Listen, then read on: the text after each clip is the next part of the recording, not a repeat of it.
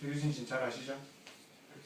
인터넷 통신은 다른 게 아니고 고용보험 환급이 해가지고 우리 개인이나 기업에서 국가에 고용보험을 보험료를 냅니다. 그 중에 일부를 환급해주는데 언제 환급했냐면은 오프라인 기존에 해왔던 게 오프라인 교육을 사내 직원들이 있는데 오프라인 교육을 하면은 정부에 낸 고용보험료의 몇 프로를 1%, 2%를 환급을 해줘가지고 직원들 교육하는 교육비가 안 들도록 만들어준 게 고용보험 환급제도였습니다.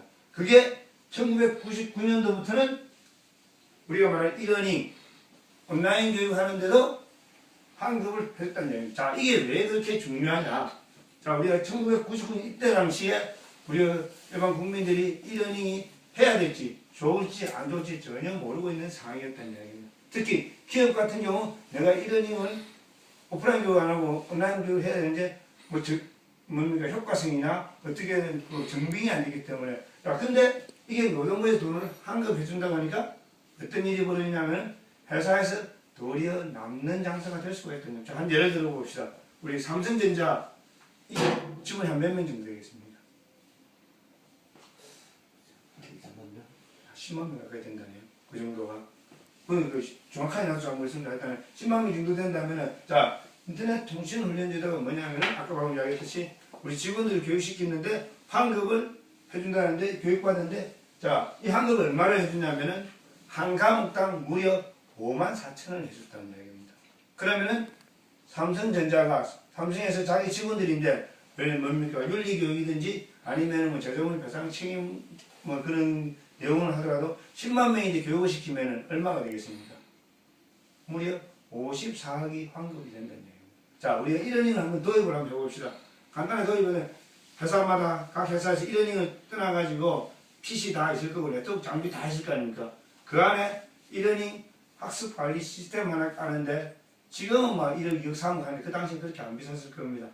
그거 하나 크게 잡아가 1억 잡는 데서 치고 그 다음에 콘텐츠 하나 만드는데 그 당시에 요즘은 좀 스토리텔링하고 플래시하고 화려하게 한다고 하지만 그 당시 뭐 GVA나 그 다음에 뭐 나눔의 튜터나 뭐 그런 게 제작 툴가 간단하게 자 그것도 많이 친다 싶시다. 그러면은 얼마입니까? 1억 콘텐츠 1억 2억이면은 교육과정을 만들 수가 있다는 얘기입니다. 서비스 할 수 있다는 얘기입니다. 근데 노동부의 돈을 얼마나 돌려받습니까? 54억이라는 돈을 돌려받을 수 있다는 얘기입니다. 자, 요거는 교육기관 이야기고 그 다음에 삼성이나 현대나 LG나 다 그게 자회사였잖아요. 특히 삼성의 SDS나 크레주 우리 대표적인 회사가 크레주 아닙니까? 크레주가 삼성을 끼고 이 장사를 교육을 한다 시면 얼마나 돈을 땅 짚고 헤엄치라는 얘기입니다. 그래서 이때 인터넷 통신운영대가 들어오고 나서 너나 없이 이러닝을 하기 시작했다는 얘기입니다. 기업에서 도입하기도 참 편했다는 얘기입니다. 제가 그때 2001년도에 저희 이러닝 쪽에 와가지고 한번 조사를 한 적이 있습니다. 천대 기업을 조사해 보니까 그때 30% 정도가 이러닝을 하더라고요. 왜? 대기업들은 직원들 많으니까 이러닝하는 돈이 된다는 얘기입니다. 그 근본적인 이유는 또 하나가 있겠죠. 물론 뭐 오프라인 교육보다 온라인 교육하니까 뭐 지방에 있는 사람 안 불러들이고 교육 비용 적게 들고 뭐 공간 비용 적게 들고 뭐 여러 가지 이유가 있겠지만은 또 돈도 기업은 이윤을 창출하는 대신에 돈이 도리어 세이브가 된다는 얘기입니다. 얼마 전에 제가 우리 교육 담당자하고 이야기한 적이 몇 년 전에 교육 담당자가 아예 모 기업에서는 교육 예산 잡을 때 인터넷 통신을 고용보험 환급 받을 걸 계산하고 예산을 준다고 할 정도랍니다. 초창기에 노동부가 인터넷 통신을 지도하면서 기업 교육에 이러닝이 굉장히 활성화되고 그 다음에 아까 말한 이러닝 업체들이 우후죽순 돈이 되니까 막 크레주, 배움닷컴, 사이버 MBA, 휴넷, 우후죽순 들어오게 됐다는 얘기입니다. 그래서 이러닝 초창기에 검증도 안 된 이러닝에 많이 할 수 있는 계기를 마련해 주고 자 그 다음에 또 다음 내용이 또 있습니다.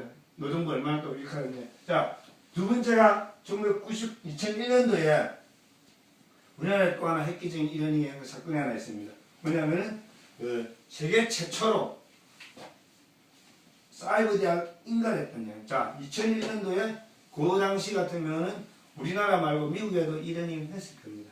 근데 미국에서 이러닝 할 때 그 미국 이러닝은 뭐냐 주로 오프라인 교육의 보조 역할 대학교에서 오프라인 강의하는데 뭐 과제를 내주든지 아니면 사전학습 정도 했는데 우리나라는 어떻게 됐습니까? 아예 4년 과정을 몽땅들이 온라인으로 수업 만들어도 학위를 준다는 이야기입니다. 자, 이게 또 무슨 효과가 있냐? 일반인들이 보면은 이야, 저거 국가에서 인정해 준다는 이야기입니다. 온라인으로 수업해도 된다는 이야기. 그러면 사람들이 굉장히 또 신뢰도가 신뢰도가 높아진다는 이야기입니다. 그 다음에 이게 따라서 이런 콘텐츠도 많이 만들고 LMS도 많이 만들 거 아닙니까? 그래서 기본적으로 사이버 대학이 인가가 되는 오프라인 대학들도 많이 하게 되는 큰 계기가 된 게 2001년도에 교육부에서 이걸 한 겁니다. 자, 그 다음에 2002년도에 또 노동부가 또 큰 사건을 하나 벌입니다. 뭐냐면은 아까 제가 이야기했잖아요. 최초기에 1999년에 노동부 처음에 통신훈련 제도를 도입해서 이련이 활성화에 기름을 부었는데 어라? 해보니까 어떤 일이 벌어지냐. 제가 잠시 이야기했잖아요. GV 그 다음에 여러 개 동영상으로 찍은 콘텐츠를 교육을 했다. 자, 회사에서 입장에서는 어떻습니까? 돈이 좀 적게 든다고 교육을 온라인 교육을 많이 했는데 직접 학습자 입장에서 교육을 받아보니까 처음에는 신기하잖아요. 오프라인 교육에서 만나서 해야 되는데 어라? 내 집에서도 해도 되고 회사에서도 모니터하고 보니 신기했습니다. 근데 광자가 조잡했다는 얘기입니다. GV에 해가지고 목소리가 찌직거리고 그 다음에 뭐 갈매기 표시하고 막 잘 안 보이고 그러니까 한 두 차씩 한 2시간만 되면 직장인들이나 누가 이거 왜 이리 재미없어 싫은 제가 2001년도에 여기 오기 전에 제가 그 동과제 다니고 있을 때 제가 크레이지 과정을 들었을 겁니다. 아마 파워포인트 과정을 들었는데 도저히 못 듣겠더니 내가 듣다가 이거 뭐 이런 게다 내가 그래서 제가 여직원인데 맡겨가지고 제 여직원이 다 클릭 다 하고 시험도 남들 한 거 그대로 해가지고 95점 맞아가 그때 통과 안 하면은 제 월급에서 까인다 그러더라고요. 그래서 통과를 했습니다. 그 정도의 콘텐츠가 우후죽순으로 들어오고 막 찍어내다 보니까 콘텐츠가 엉망인 게 많았다. 자, 그래서 노동부 입장에서 보니까 이런 어떻게 보면 기업이나 개인이 낸 고용보험 내지만 국가 예산이잖아요. 예산 받은 돈, 세금 받은 돈이니까 그걸 쓰는데 부실한 게 막 날라오고 아까 말한 기업에서도 해보니까 어라?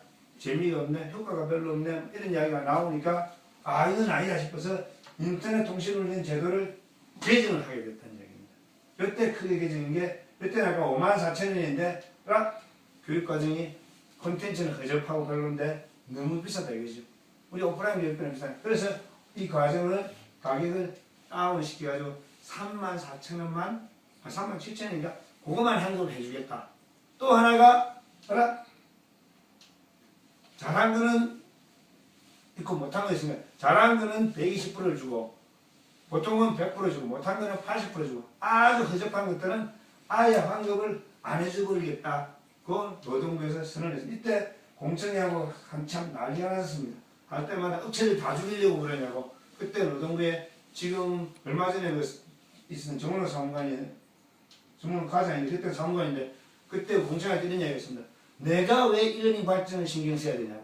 나는 국가 예산을 갖고 우리 재직자들 능력 향상 고용보험 환급이니까 거기에 중심되기 때문에 나는 당신들 뭐 필요 없다. 그래서 막 이러니 안 하려고 그러니까 일단 무조건 나는 심사를 해가지고 A 가구 판정도 하고 ABC 나라가 지원 더 해주겠다. 그 다음에 지원도 낮춰주겠다. 재직자들을 위해서 하는 거지 내가 업체들 위해서 하는 게 아니라고. 그때 그래가 엄격하게 만들어서 심사를 하게 됐습니다. 자, 여기서 또 하나 재밌는 이야기가 노동부에서 이렇게 하면 상당히 좋은 거 아닙니까? 자, 왜? 아까 말한 것처럼 질 향상을 하겠다. 이때부터 콘텐츠가 왕이다. 이런 콘텐츠가 제일 중요하다. 그 다음에 이때 대두가 된 게 뭐냐면 교수 설계의 중요성이 부각이 되겠습니다. 그래서 교수 설계자라는 직업, 교육공학과라는 학과도 뜨기 시작한 거죠. 모든 그때는 잘된 교수 설계를 기본적으로 해가 잘 만들어야 된다. 그렇게 하려고 한 이게 아주 잘 되었어야 되는데 그걸 바가지로 들어먹기 시작했습니다. 왜? 이 심사를 맡기 보니까 콘텐츠를 예를 들어 아까 삼성전자 같은 경우는 수원에도 있고 저 부산에도 있고 서울에도 있잖아요. 이런 내가 콘텐츠 하나 만들었는데 이 심사를 각 지층이었는데 어떤 데는 A가 나오고 어떤 데는 C가 나오고 개판은 오기 직전에 했다는 이야기입니다. 그래서 그 당시에 많은 종사자들이 이게 근거가 뭐냐 내놔라 기준이 뭐냐 내놔라 하는데 안 내놨으면 왜? 근데 또 우리가 그 네티즌 수사 사이버 수사인지 있잖아요. 네티즌 수사인지 요 규정을 찾아냈습니다. 양 돌았습니다. 기업쪽에서 돌 때 저도 한번 봤는데 어떠냐면 오프라인 강의 예습 평가 그걸 가지고 평가를 했다고 합니다. 그 다음에 각 교수님들이 콘텐츠 심사를 하면 누구는 90점 주고 누구는 30점 주고 중구난방이다. 그 기준 자체가 애매했으니까. 그래서 그 당시에 교육 담당자들이 저희인데 우리인데 그때는 한국사회부교육하는데 민간에서 이거 한번 만들어봐라. 이게 워낙 말이 많고 안 되니까 한번 만들어봐라. 제가 그때 2000년도 와가지고 뭘 했냐면은 기업교 삼성화재, 신한은행, 한국전력, 포스코 교육 담당자 네트워크를 만들었거든요. 그 교육 담당자들하고 ELS 이런이 전문가를 해가지고 우리끼리 커뮤니티 만들어 수도 만드시고 했는데 그쪽에 있는 분 중에 한 분이 그 옛날에 대우정부에 있는 서성근 팀장이라고 너가 이거 만들어봐라 이러더라고 저보고. 그래서 저는 안 한다. 왜? 이래 이걸 바가지 들으면 내가 왜 하겠냐 했는데 아니다. 이쪽이 잘못하면 이렇게 좀 해라. 그래서 이게 만든 취지가 그거였습니다. 이러니 콘텐츠가 우죽순처럼 나오고 있으니까 이 중에서 잘된 소비자들이 수요자들이 좋은 걸 골라볼 수 있도록 누가 하나 검증을 해달라. 이게 검증은 제대로 이것 그 다음에 또 기업만 했으니까 대학도 있고 초중고도 있고 공공기관도 있잖아요.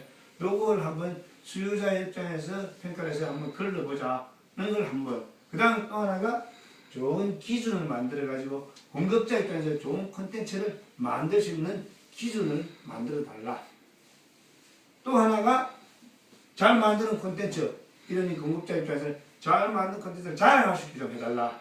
여기는 평가 제대로 안 되니까. 그래서 이걸 만들기로 하고 했습니다. 자, 이것도 스토리가 상당히 재밌었던 게 이 당시에 뭐 그거 없으니까 제가 뭐 이러니 장원준 지금 아시겠나 정현남 박사, 장현정 박사, 하영자 박사 그 다음에 기업교육에 뭐 옛날 김문강 실장, 뭐 삼성의 김승철 차장 이런 사람들 이러니 수요자 기관 중에서 아니면 학교, 대학교나 공공연에 있는 분들 모았습니다. 10대 명 모아가지고 예전에 그 조선비치 호텔, 조선호텔이게 거기서 모아가 2시에 불러가지고 밤 11시까지 밥 한 끼 먹이고 그걸 만들었습니다.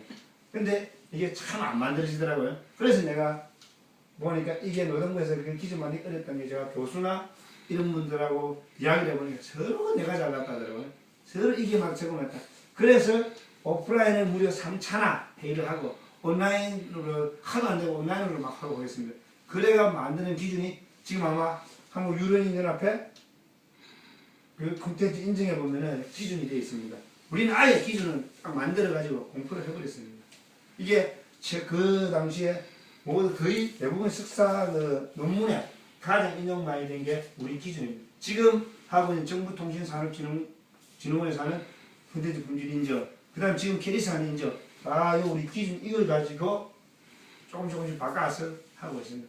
우리 그때 특히 교육부 같은 경우, 캐리스 같은 경우는 제가 자문을 하고 회의 받고 가서 이야기를 하고 있었습니다. 그때는 사실은 캐리스 하는 거는 승인 부분은 우리가 맡기로 하기로 했는데 갑자기 자기 독단적으로 원장 받기도 막 독단적으로 해버리네. 그러나 저는 완전히 죽 서서 개정권 됐는데 가서 회의반 받고 열심히 우리 자료 다 갖다 주고 회의 다 했는데 독단적으로 해버리더라고요. 하여튼 그 정도로 만들었습니다. 그래서 지금 뭐야 10몇 년, 11년도 하면서 올해도 그렇고 계속 이런 콘텐츠, 기업용 콘텐츠는 기업교육은 전부 여기서 어쩔 수 없이 한 걸 받아야 가니까 그 다음에 우리는 대학이나 초중고, 공공기관들 특히 아무도 좀 의외일 것 같은데 공공기관들이 왜 우리인데 인정을 받는지 참 처음에 의아했습니다. 알고 보니까 공공기관 담당자 입장에서는 회사에서 기관에서 내가 만든 걸 어디에서 인정받았다. 국가예산들이 만든 거 요걸 하기 위해서 인정을 받더라고요. 그래서 우리인데도 공공기관은 지금도 저 경기도 인재개발원 그 다음에 국가인권위원회 이런 데서 우리 인정을 받고 그 다음에 대학은 특히 그 사이버대학교에 뭡니까 경희사이버대학교, 서울사이버대학교 우리인데 받고 광고를 엄청 하는데 트리플 A 받았다고. 자, 요 두 개 차이는 이거는 황금비율 우리는 A, AA, 3A, BB 이런 식으로 등급을 나눠주는 겁니다. 자, 요때 그래 중요했던 게 뭐냐? 아까 말려는 예산 지원 때문에 초창기 이러닝이 잘 모를 때 요거 하면 도입하면은 좋겠다 했는데 이때는 뭐냐? 콘텐츠의 중요성이 부과되겠다는 이야기입니다. 이거 콘텐츠를 잘 만들어야 된다. 교육적 효과를 높이기 위해서는 초창기에는 그 예전에 LMS 회사 학습 관리 시스템 LMS 회사들이 솔루션 회사들이 대학이나 기업 영업하러 다닙니다. LMS에 있으면 이러닝 다 끝난다고. 근데 사실 그게 아니고 그렇다니. 자, 그 다음에 2003년도에 우리가 이러닝 전문 자격 인증제 이것도 여러분들 다 시험 치실 거고 오늘 또 이 교육 받으면 1급 자격증 받는 게 세계 최초로 2003년도에 이 자격증을 만들었습니다. 자, 이 자격증을 만든 이유 자체가 근거가 제가 그때 다른 쪽에서 이쪽 오니까 이러닝 종사자들이 이야기를 들으면 좀 논란이 많더라고요. 왜냐? 교수 설계자가 있고 개발자가 있고 운영자가 있는데 서로 싸움이 많이 하더라고요. 특히 개발자하고 교수 설계자하고 서로 다른 분야를 잘 모르더라는 얘기입니다. 설계자들은 개발 분야를 모르고 운영자들은 그 설계 부분을 모른다는 얘기예요. 그래서 예전에 말하는 자, 이러닝에 특히 교육의 종사자, 우리 평생교육사도 있고 학교 교사 자격증도 있잖아요. 그러면 교육을 책임지는 사람들이 교육에 대한 기본적인 지식과 이러닝에 대한 전반적인 지식을 갖고 있느냐 없느냐를 판단하는 그걸 한번 만들어보자 해서 이러닝 지도사 자격증이 그때 세계 최초로 이것도 만들어졌습니다. 그래서 지금까지 2급이 한 10,000명 정도 되고 1급이 한 800명 정도 자격증은 획득하고 전문 자격증으로 자리를 붙이고 있는 거죠. 자, 그 다음에 2004년도에 또 아주 재밌는 일이 큰 이러닝에 여기 있습니다. 자, 이 이름을 내가 처음에는 산자부에서 지식경제부 좀 산업부로 바뀌는데 이름 자꾸 바뀌어서 귀찮아서 안 바꾸고 말하고 그랬는데 이게 지금은 산업부죠. 그 당시에는 산자부죠. 산자부가 이러닝 산업발전법을 2004년도에 만들었다. 자, 제가 한번 여쭤보겠습니다. 그 2004년도 같은 경우에 왜 교육인데 이러닝인데 왜 산자부가 그때 산자부가 이 법을 만들었겠습니까?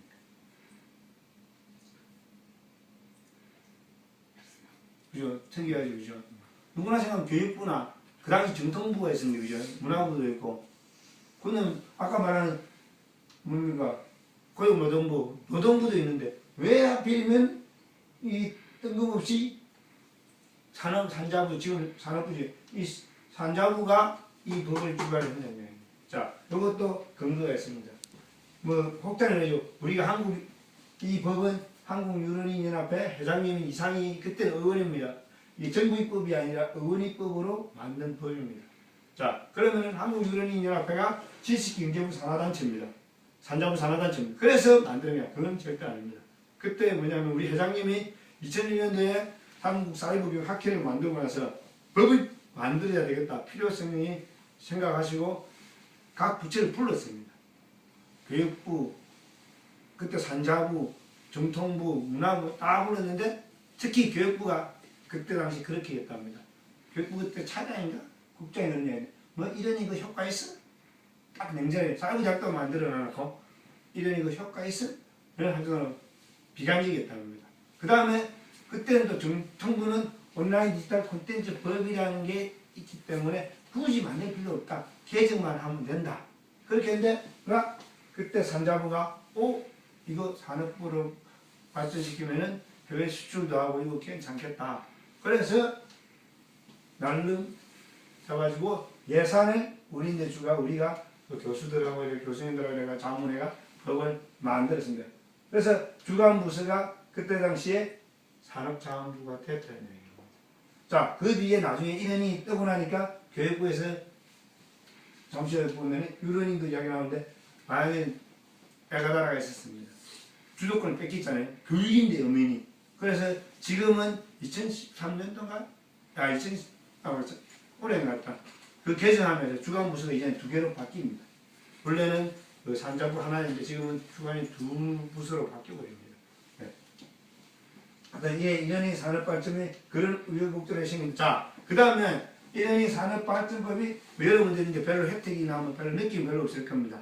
근데 이 법에서 이런 발전에 중요한 역할을 하는 게 중에 하나가 공무원들, 국가공공기관들, 공무원들의 교육의 20%는 온라인으로 하라는 법이 명시가 되어 있습니다. 이게 그 강제사항이 아닌데 공무원들은 그 근거사항이 굉장히 민감하더라고요. 이게 뉴스에 발표되고 나서 우리가 전화를 엄청 받았습니다.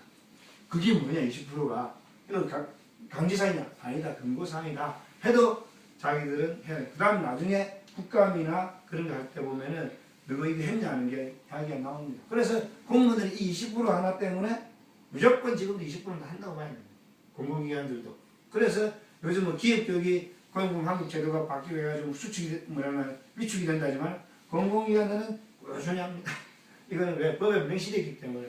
모든 다른 것들은 뭐 규정이나 이런 것들은 즉 뭡니까 담당자 바뀌면 다 바뀌고 있는데 바뀔 수가 있지만은 그 노동부가 또 그 담당자가 없으냐마자 이야기 나오는데도 법에 있는 거는 하나씩 지킵니다. 그래서 공공기관들이 계속 우리 이런 업체들은 계속 지금 기업교육 콘텐츠는 잘 못 만들어 시장을 죽었더라도 공공기관들은 계속 만들고 있습니다. 20% 이거 하랬는데 전체 시장을 죽는 거는 국가 예산이나 시장이 어려우니까 교육 예산이 줄어서 그 부분이 죽을 뿐이지 이런 일은 없어지는 않는다.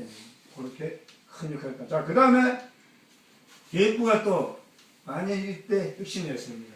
교육부가 뭐냐면 그 당시에 EBS 인터넷 수능 방송을 하기로 했습니다. 이것도 또 비하인드 스토리가 있습니다.